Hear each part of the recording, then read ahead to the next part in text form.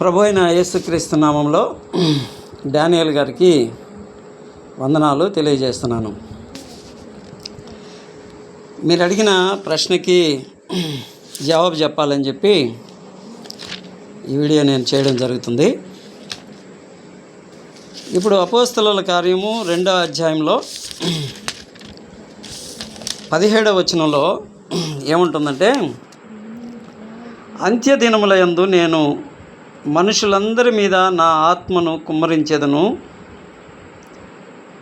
మీ కుమారులు మీ కుమార్తెలు ప్రవచించెదరు అని ఉంటుంది. ఇది యావేలు ద్వారా చెప్పబడినటువంటి ప్రవచనం.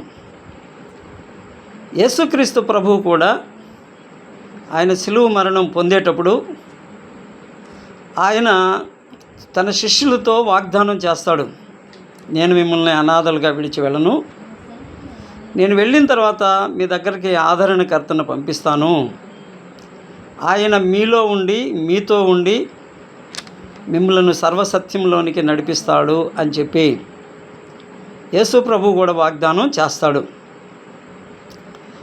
అయితే ఆ వాగ్దానం చేసినటువంటి యేసు ప్రభు ఆరోహణమైపోయినటువంటి 50 రోజులకి, పెంతెకోస్తు దినమున 50 రోజులకి పరిశుద్ధాత్మ దేవుడు దిగిరావడం జరిగింది.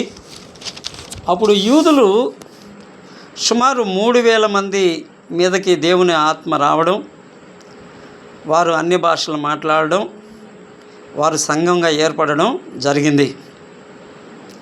ఆ తర్వాత సమరయులు, యోహాను సువార్త 8వ అధ్యాయంలో మనం చూస్తే 14వ వచనంలో, సమరయ వారు దేవుని వాక్యము అంగీకరించరని యెరూషలేములోని అపోస్తలులు విని పేతురు యోహానును వారి యొద్దకు పంపిరి.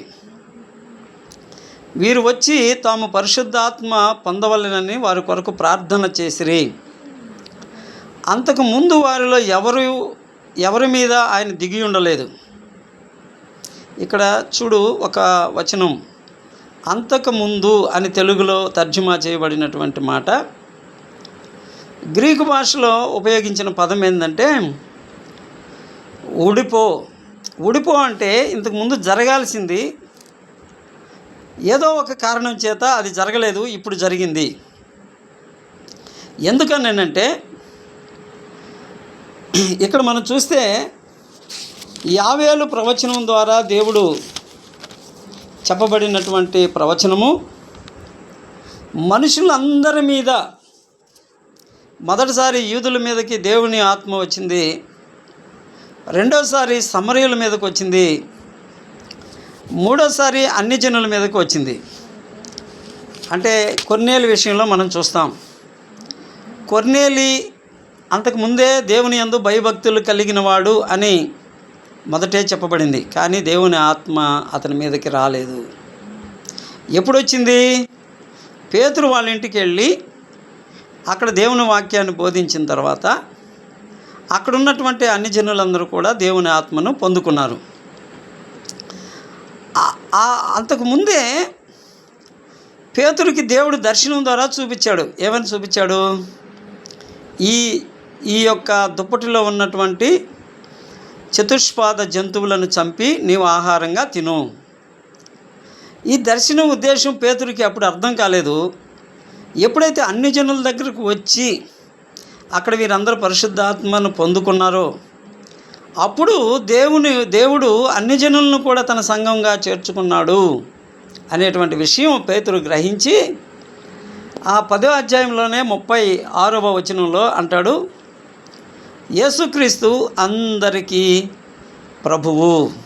అంటే అందరికీ ప్రభు అంటే ఆయన యూదులకు మాత్రమే కాదు, సమరయులకి దేవుడే, అన్యులకి దేవుడే, యోహాను శిష్యులకు కూడా ఆయన దేవుడే. ఆయన అందరి మీద తన ఆత్మను కుమ్మరిస్తాడు యావేలు చెప్పిన ప్రవచనమును బట్టి. అదే పేతురు 2వ అధ్యాయంలో అపోస్తల కార్యంలో కూడా చెప్పినటువంటి మాట. అసలు రక్షణ యొక్క క్రమం ఎలా ఉందంటే, ఎఫెసీయులకు రాసిన పత్రిక 1వ అధ్యాయం 13వ వచనంలో ఎట్లా ఉంటుందంటే, ఇక్కడ రక్షణ ఎలా వస్తుందో ఒక క్రమాన్ని చెప్తాడు ఇక్కడ అపోస్తలుడైన పౌలు. 13వ వచనంలో ఏమని ఉంటుందంటే, మీరు సత్యవాక్యమును అనగా రక్షణ సువార్తను విని ముందు వినాలి. ఒక వ్యక్తి ఆత్మచేత ముద్రించబడాలని అంటే వాక్యము వినాలి. ఆ తరువాత విశ్వాసముంచి, క్రీస్తునందు విశ్వాసముంచి, అప్పుడు ఆత్మచేత, వాగ్దానము చేయబడిన ఆత్మచేత ముద్రించబడితిరి. మనం చర్చికి వెళ్ళడంగానే మనం ఆత్మ పొందుకున్న వాళ్ళమే అనుకోవడం తప్పు. అది మనం దేవుని దగ్గరికి పిలుపు ఉంటుంది. మనం దేవుని దగ్గరికి పోవడానికి ఒక పిలుపు ఉంటుంది. అది పిలుపు. మీరు రోమిలికి రాసిన పత్రిక 8వ అధ్యాయము 29వ వచనంలో చూస్తే, దేవుడు ఎవరిని ఏర్పరచుకునేనో వారిని పిలిచెను, వాళ్ళని దేవుడు ముందుగా ఎవరిని ఎరిగెనో వారిని తన కుమారుని స్వారూప్యము గలవారొకటకు వారిని నిర్ణయించెను. ఎవరిని ముందుగా నిర్ణయించెనో వారిని పిలిచెను. దేవుని దగ్గరికి మొదట దేవుడు యొక్క పిలుపు ఉంటుంది, రక్షణార్థమైనటువంటి పిలుపు. ఇప్పుడు యెషయాని మీరు చూడండి, మొదటి అధ్యాయంలోనే దేవుడు పిలుస్తాడు, కానీ 6వ అధ్యాయంలో ఆయనకి దర్శనాన్ని దేవుడు ఇస్తాడు.